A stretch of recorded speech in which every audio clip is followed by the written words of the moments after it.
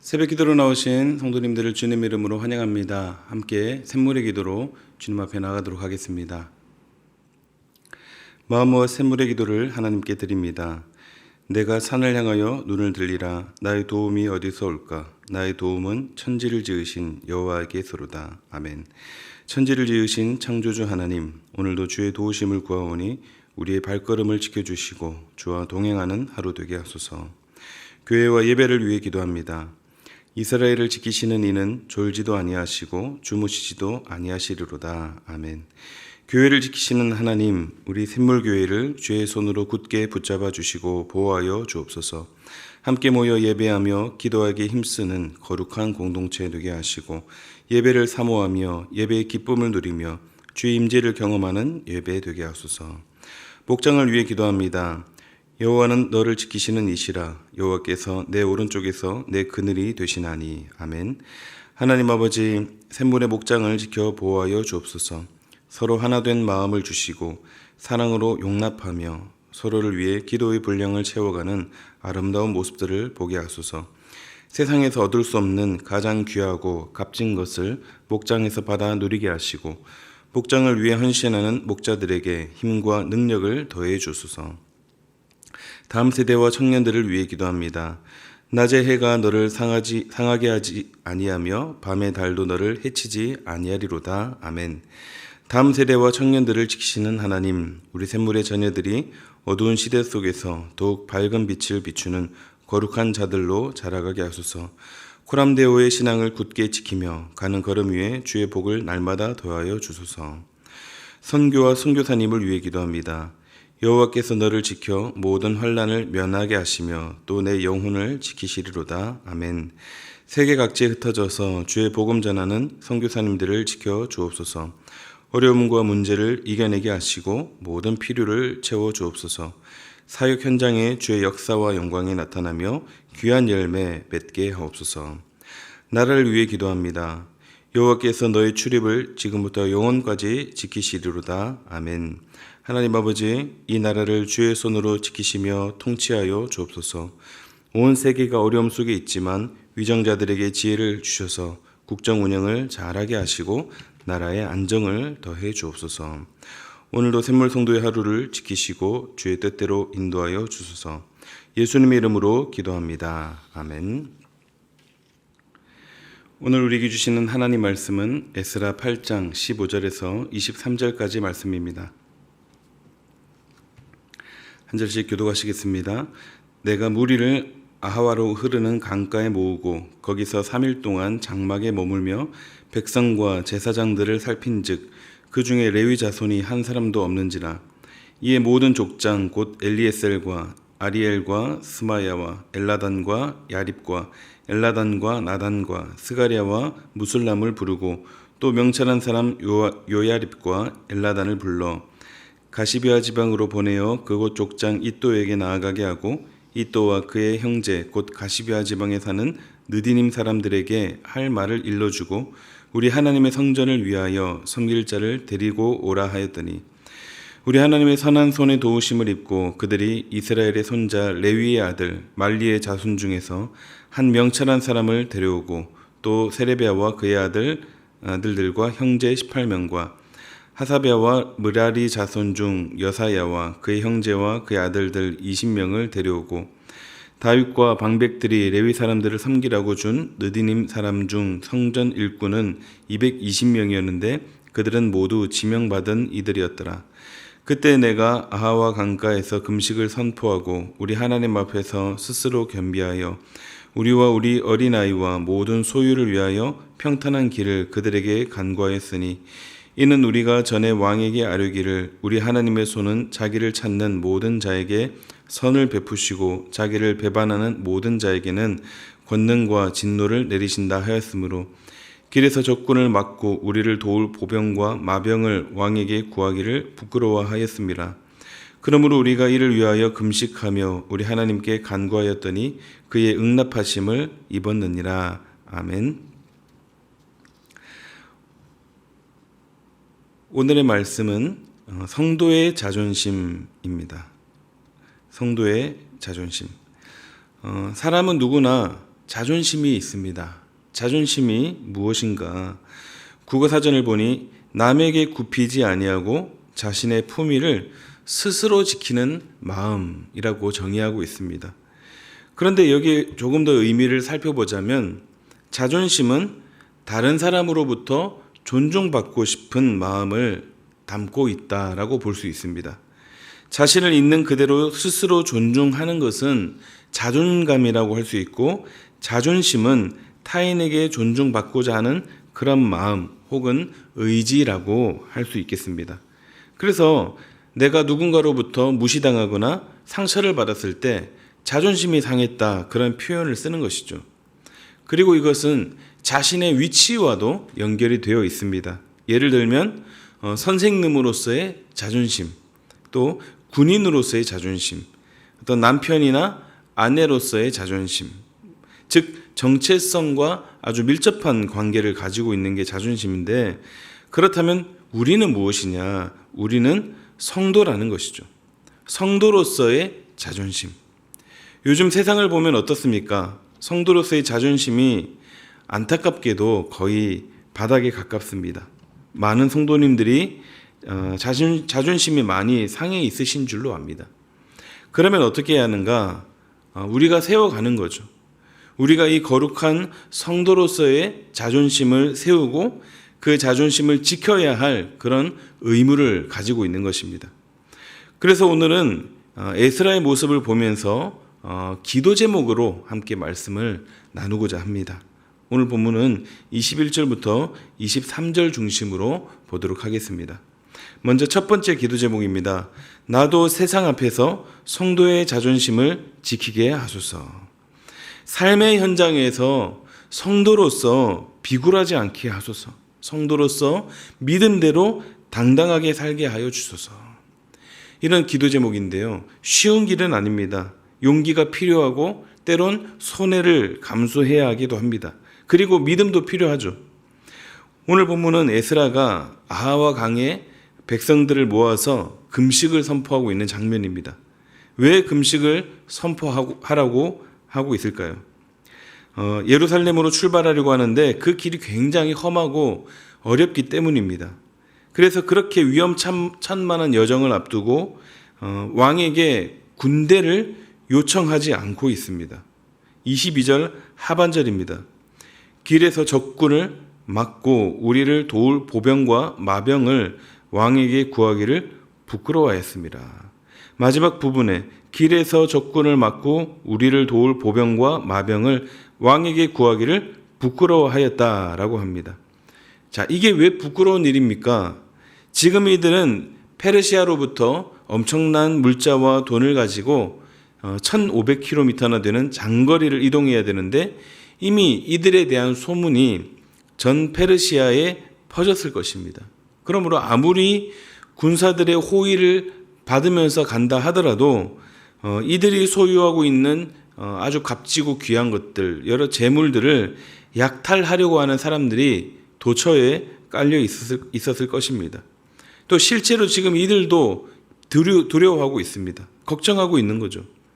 그러나 지금 왕에게 그렇게 물자들을 보호받을 수 있는 군병들, 보병과 마병을 구하지 않는다고 하는 것입니다. 왜 그렇습니까?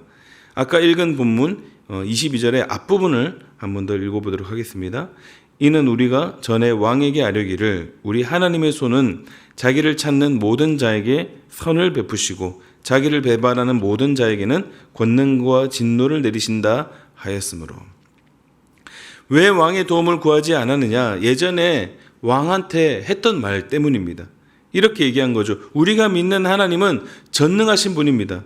하나님이 다 해주실 것입니다. 이렇게 얘기한 거죠. 그래서 지금 왕에게 그 말을 한 것 때문에 도움을 못 구한다는 겁니다. 부끄럽다는 거죠. 민망한 겁니다. 실컷 전능하신 하나님이라고 선포해 놓고 저기 군대 좀 지원해 주십시오 라고 이렇게 부탁을 한다는 것이 아주 자존심이 상한다는 것이죠. 차라리 말이라도 하지 말았으면 모르겠지만 그렇다는 것입니다.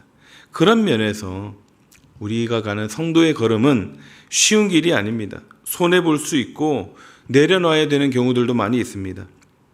그러나 그럼에도 우리는 성도의 자존심을 지키는 것, 그것이 옳습니다. 실제로 우리 하나님은 어떤 분이시기 때문입니까? 실제로 전능하신 분이기 때문입니다. 다니엘이 사자굴에 던져졌을 때 그 신앙의 품위와 자존심을 굽혔다면 우리는 성경에서 다니엘을 보지 못했을 것입니다. 성도의 자존심이 곧 하나님의 자존심입니다. 하나님의 자존심을 상하게 하지 않는 삶, 그런 삶을 살기 위해 용기 있는 성도, 또 믿음의 성도로서의 삶을 살아갈 수 있기를 바랍니다. 그래서 우리에게 주어져 있는 거룩한 성도의 자존심을 잘 지키며 살아가시기를 바랍니다. 성도의 자존심을 위한 기도 제목, 두 번째 기도 제목은 거룩한 자존심과 옹졸한 자존심을 분별하게 하소서입니다. 성도의 거룩한 자존심과 나의 옹졸한 자존심을 분별하게 하소서. 이 성도의 자존심과 나의 자존심은 때로는 종이 한 장 차이입니다. 분별하기가 쉽지 않을 수 있습니다. 그러므로 우리는 이 지금 내가 마주하고 있는 이 일과 이 상황이 과연 내 명예를 위한 것인지, 그냥 내 개인의 자존심을 위한 것인지 스스로에게 질문을 던질 수 있어야 합니다. 그래서 그것이 나 자신만을 위한 것이고 자신의 욕심이 반영되어 있다면 그것을 겸손히 죽이는 지혜도 필요합니다. 성도의 자존심을 지키는 데도 용기가 필요하지만 숙이는 것도 용기가 필요합니다. 숙이는 자존심도 귀한 걸음임을 기억하시기 바랍니다. 이제 여러분이 잘 아시는 사울왕, 그토록 하나님의 신임을 얻고 이스라엘의 초대 왕으로서 많은 기대를 모았던 사울왕, 그 사울왕이 왜 몰락했을까요? 그의 옹졸한 자존심 때문이었습니다. 전쟁을 치르기 전에 사무엘 선지자를 모르고 제사를 드려 하나님의 허락과 도움을 받아야 한다는 것을 알았음에도 사무엘의 도착이 늦어지고 7일을 기다리면서 모든 상황이 급박하고 숨막히게 흘러가자 더는 기다릴 수가 없었던 것이죠. 자신이 직접 제사장이 해야 할 일을 자신이 하게 됩니다. 번제와 화목제물을 드리는 그 일을 스스로 집전한 것입니다. 그래서 결국 이 일은 사울에게 있어 가장 큰 오점이 되고 맙니다.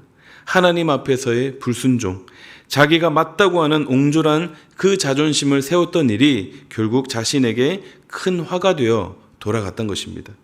이뿐 아니라 사울은 전쟁에서 승리하고 돌아온 다윗을 향해 백성들이 한 그 말에 자존심이 상하게 됩니다.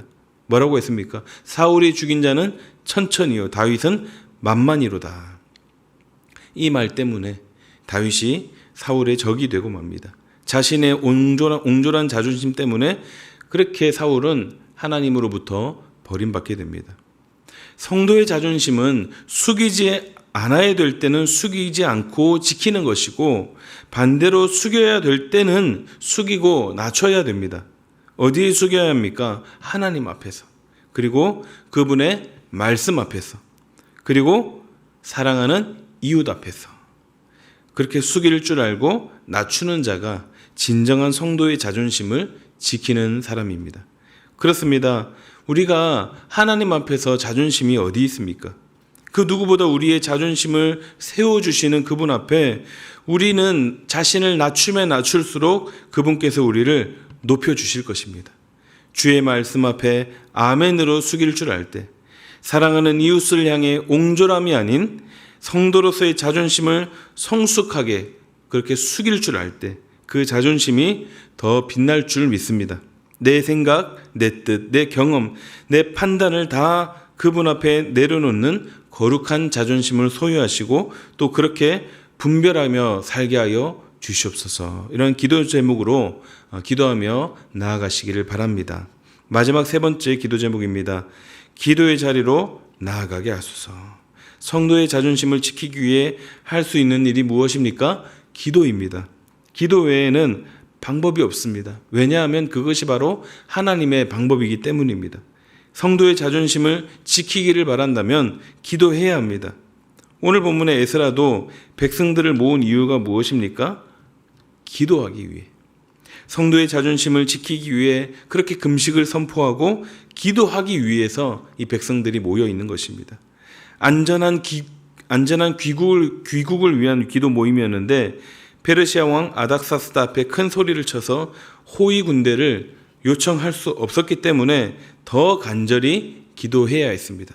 그러자 하나님이 어떻게 하십니까? 본문 23절 말씀입니다. 그러므로 우리가 이를 위하여 금식하며 우리 하나님께 간구하였더니 그의 응답하심을 입었느니라. 성도의 자존심을 지키기 위한 기도에 하나님이 어떻게 하십니까? 왜 쓸데없는 말 해서 상황을 이렇게 어렵게 만드느냐고 그렇게 꾸짖지 않으시고 또 즉각 응답하십니다. 하나님께 간구하였더니 그의 응답하심을 입었느니라. 그래서 이들이 예루살렘으로 다시 돌아갈 때 실제로 가는 길에 숨은 강도의 습격을 당하기도 했지만 안전하게 무사히 예루살렘으로 가게 됩니다. 또 다른 성경에도 보면 엘리야도 하나님 앞에 기도했습니다. 갈멜산에서 하나님이 참신이냐 바알이 참신이냐를 놓고 대결을 벌입니다. 송아지 한 마리를 제단에 올려놓고 어느 신이 이 제단에 불로 임할 응답하실 것인가를 놓고 대결합니다.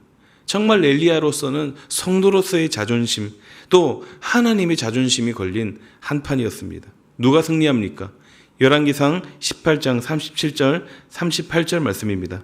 여호와여 내게 응답하소서 내게 응답하옵소서 이 백성에게 주 여호와는 하나님이신 것과 주는 그들의 마음을 되돌이키심을 알게 하옵소서 하매 이에 여호와의 불이 내려서 번제물과 나무와 돌과 흙을 태우고 또 도랑의 물을 핥은지라. 어쩌면 무모한 대결일 수도 있습니다. 세상적 관점으로는 객기로 보일 수도 있습니다. 그러나 하나님은 성도로서의 자존심을 걸고 그것을 지키기 위한 이 엘리야의 기도를 들으시고 응답하셨습니다. 사랑하는 성도 여러분, 이 세상을 성도라는 이름으로 살면서 부딪히게 되는 여러 일들이 있지만 그 속에서 성도의 자존심을 지키며 살아가시기를 바랍니다. 그 방법이 무엇이라고 했습니까? 기도입니다. 기도가 하늘의 보좌를 움직이고 우리의 그 기도를 통해 하나님이 일하십니다. 그래서 우리는 늘 기도의 자리로 나아가야 합니다. 기도의 자리로 나아가시기를 바랍니다. 기도의 능력을 경험하시기를 바랍니다.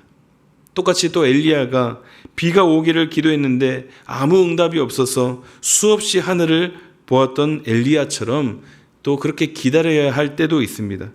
그러나 결국에 그 맑았던 하늘에 굵은 빗방울이 쏟아졌던 것처럼 하나님의 때에 그 일을 반드시 이루실 줄로 믿고 기도의 자리로 나아가심을 통해 하나님의 역사를 경험하시는 저와 여러분들이 되시기를 주님의 이름으로 축복합니다.